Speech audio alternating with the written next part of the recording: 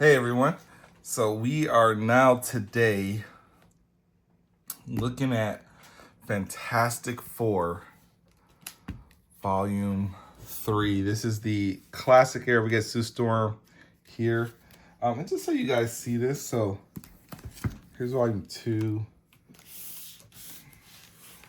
Here's Volume 4 and then Volume 1. All the DM versions. But you get read 8 to 14s here. I think Volume 5. I do have Volume 5 here. Volume 5 is Doom. Volume 5 is Doom. So just so you see how that works. But we're looking at Volume 3. I'm trying to read as much Fantastic Four as possible. We're getting the MCU introduction later this year. Not sure when you're watching this. But I was like, I want to read... I've read most modern Fantastic Four, from like Wade and Wieringo, Miller and Hitch run when they came from Ultimate Fantastic Four back to the main book, Hickman, and then that goes into Secret Wars. I skipped Fractions run, and I'm skipping Dan Slott's. So I've read most modern Fantastic Four, but I wanted to go back through and read classic. And so if we look at the best, I love when they put all the covers here. So this is 63 through 93. This volume is very good. It's not as good as volumes 1 and 2.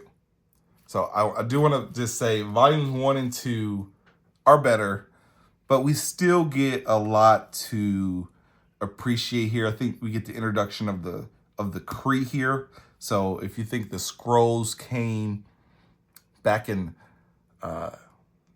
issue 2, issue 2, and now issue 69 through 93, we're gonna learn about the Kree, and they're not connected yet. I think they won't be connected for a while. We also get the first introduction of Adam Warlock, so him. So good stories here throughout. I love it. I still recommend it, but it's not as good as 1 and 2. I'll just be fair, standard Fantastic Four omnibus underneath here. But we'll just flip through. Minor spoilers throughout here. I'll try not to give major spoilers, and I'll try to avoid the end of like big arcs so that it's not spoiled. But I'm just trying to give you an overall impression of the stories here.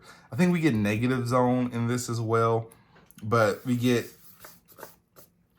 and I think we get the Microverse, which is the quantum realm in the MCU version. I think we get that here as well. The first time they sort of explore that. So Sandman is back. He's on some new energy. He's fighting them solo. Sandman was really elevated. I always thought of him as just as a Spider-Man villain, but he was everywhere throughout Marvel. Ignore the bandage. I burnt myself cooking because I'm an idiot. But so we're wrapping up here where Silver's from the last volume, which ended with Doom stealing the power cosmic from Silver Surfer. So he's weak here, but he ends up restoring his power. So that was just a small wrap up from before. So the Inhumans are going to play a big role throughout. We have Johnny is in college through big portions of this. Actually, I don't even think he is through large portions of it. I think it's just through sort of the beginning. Basically, all of this is a setup to get them into the Negative Zone. So they're in the Negative Zone, and this is where we're going to meet Blastar, who is like a Kirby with the layouts. We're going to meet Blastar, who is just like one of the menace of the Negative Zone. And Triton from the Inhumans has a role throughout the early parts of this, and he is so cool. I'd never thought about him much, but he really earns his stripes here through the early going. He escapes from the negative zone to bring chaos to the real world, which is just extremely bad. Don't want to spoil how that ends up going, but so this is the introduction of the Kree. So I think they ended up, there's researchers that are on an island. They're looking for Kree artifacts, and they run into this sentry, which is like a Kree security robot. The one thing I will say, especially in Volume 4 and throughout this volume, is that they use the android robot fights kind of way too much. It happens. Most of the fights are against robots. And it becomes pretty annoying, and it starts to take you out. Reed and Sue are having lots of arguments. So after their wedding, Reed is just only focused. He always has a reason for why he needs to be doing research, and he's pretty neglectful and dismissive of Sue, which is weird. So we get Ronan the Accuser from the Kree here. This is his first appearance, which is really cool. Anyone who loves the Marvel Cosmic Saga will have a love for Ronan. So he shows up here. There's what lurks behind the beehive. So this is where we start to get into the origins. Basically, Alicia Masters is abducted by a group of scientists who are trying to create the perfect, I think they're called the Citadel, perfect life form. And this is the first introduction of Adam Warlock, or who would go on to become Adam Warlock, because here they just call him. He is just him. From here, Adam Warlock, if you want to chart his path, he starts here. He goes to Thor.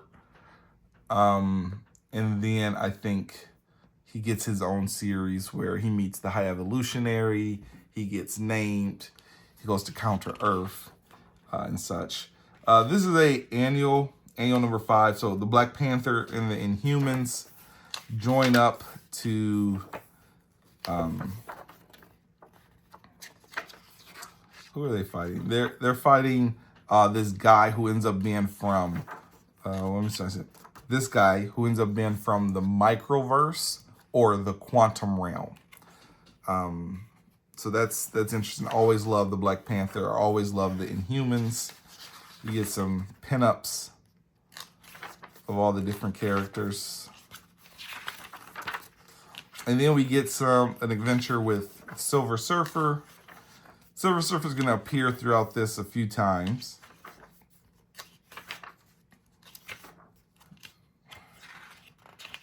And overall, guys, this is still good.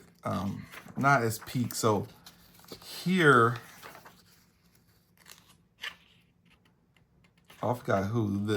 They're working on trying to cure the thing, but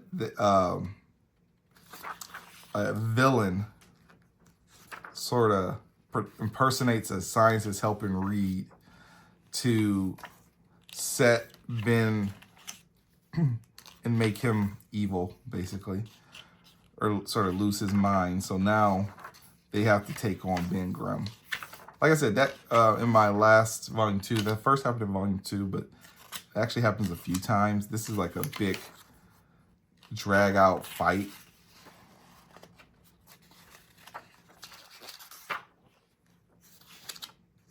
With Ben, and it doesn't get resolved right away either. He's on that rampage for a while.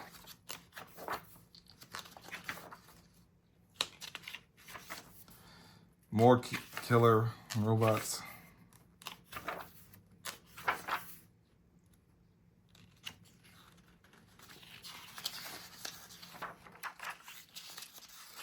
They have to send him to the negative zone.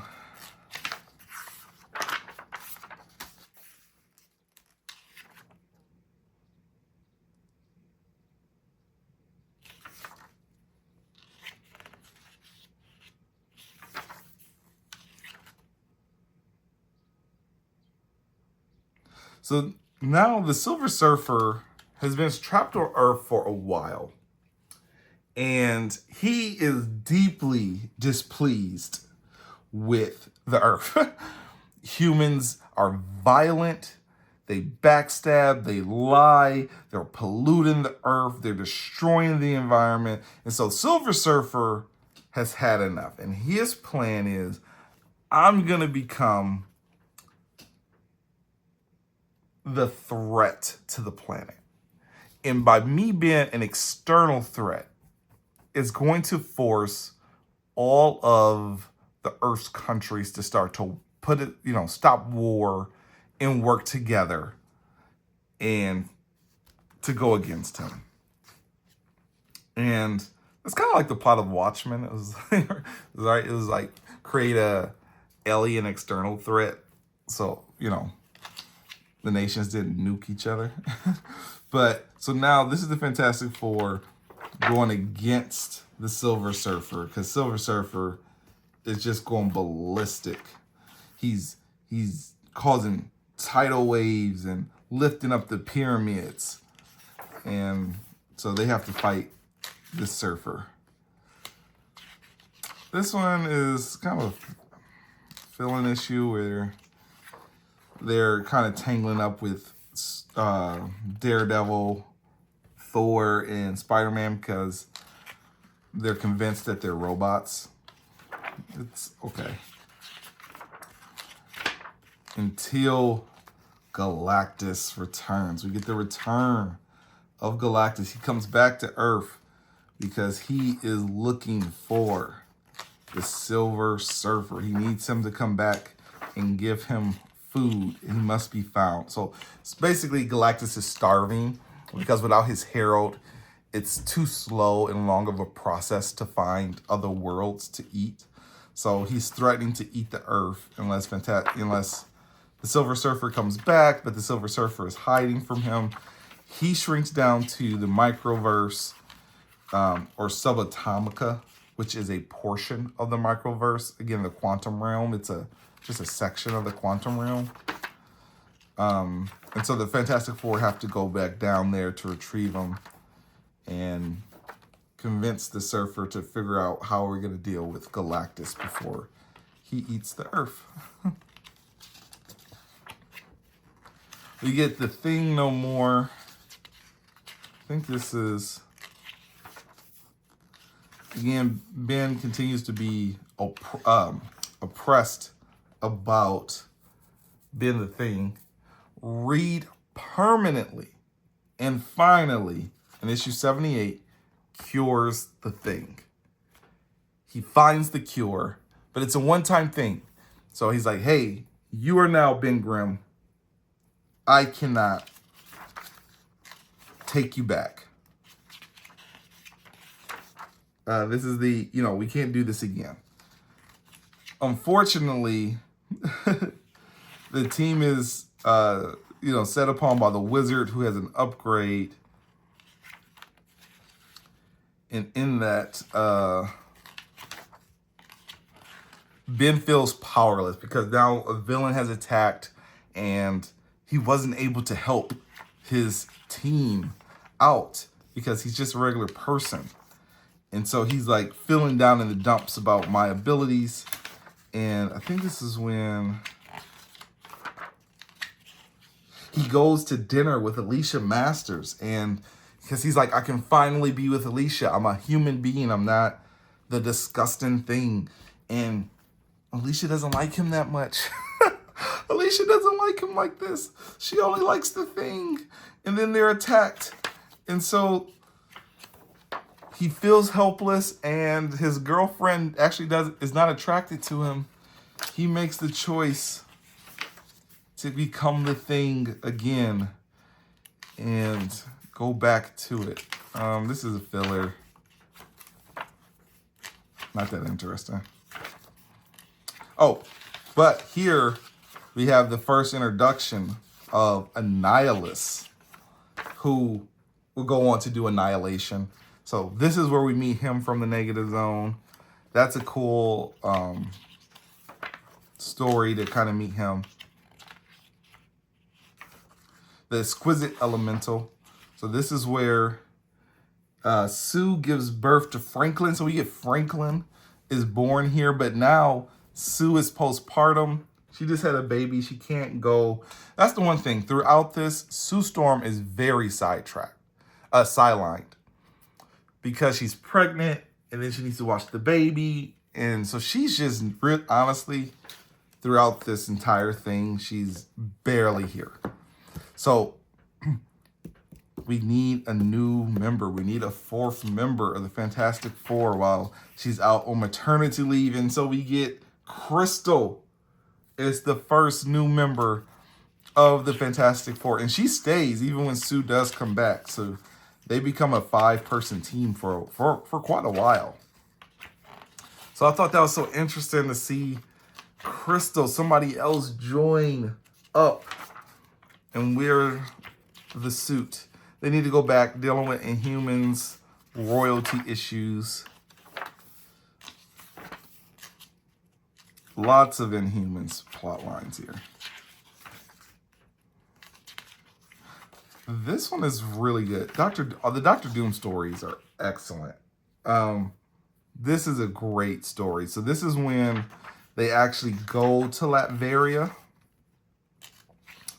Nick Fury is like, hey, we think Doom has a super deadly robot army. We need you to infiltrate Latveria. And so we get to really see the world of Latveria and how it's so perfect, but you can just see the dread and the oppression of the people. Dr. Doom, despite all the whitewashing, is evil. Dr. Doom is evil. He is not a good dictator. And you can just, and the feeling of oppression, even though people are happy and smiling, the feeling of oppression and fear that is on every citizen is so palpable. And this is fantastic. This story is fantastic. I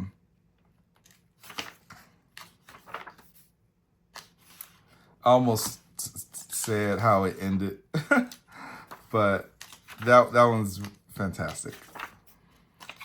I won't spoil that, but obviously they go through a rampage through Latveria, and it's a lot going on. Oh yeah, and this is still going. Let me make sure I don't reveal that ending. Okay. I'm gonna skip over how that ends, but it's unusual. So now we have Alicia Masters. So we have the 5, 1, 2, 3, 4, 5. And we have Alicia Masters, who is watching the baby. But now they're like, hey, we need to find a house and a place that we can live on, because they can't, we can't have our kids in danger or our child in danger. And of course, it ends up being the mole man. So that house isn't gonna work. So they have to stay at the Baxter building. And I didn't really care for how this ended. The story is kind of,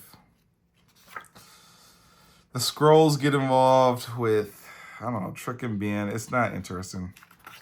I don't even remember what happens here.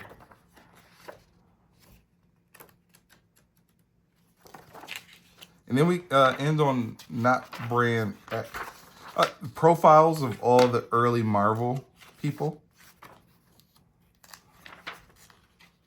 Yeah, the end story is pretty lame. And overall, I didn't enjoy this as much as volumes 1 and 2.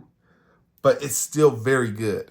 We still have Adam Warlock. We still have some incredible Doctor Doom stories. He's in it rarely, but when he is, it's amazing. We explore the Negative Zone. The Negative Zone mythology expands a great deal here because we get Blastar and Annihilus. So this is still very much sort of a no-brainer pickup, in my opinion. So that is volume 3. So I am loving the Kirby and Lee era of Fantastic Four. It is so good. I don't like Silver Age books. I don't like old school books. But that's changed. Lee and Kirby are so good. It's amazing. Thank you.